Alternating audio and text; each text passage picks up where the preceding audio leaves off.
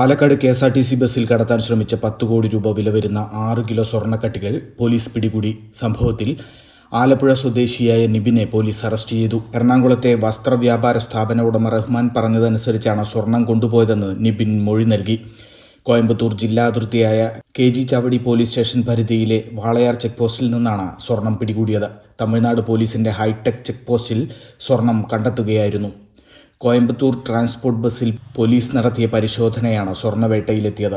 ബസ്സിൽ സംശയാസ്പദമായി കണ്ടെത്തിയ യുവാവിനെ ചോദ്യം ചെയ്ത് ബാഗ് പരിശോധിച്ചപ്പോൾ സ്വർണം കണ്ടെത്തുകയായിരുന്നു.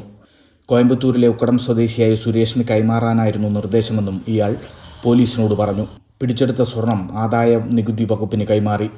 പോലീസ് നിരീക്ഷണം ശക്തമാക്കിയതോടെ ബസ്സുകളെ ആശ്രയിക്കുകയാണെന്ന് പോലീസ് പറയുന്നു.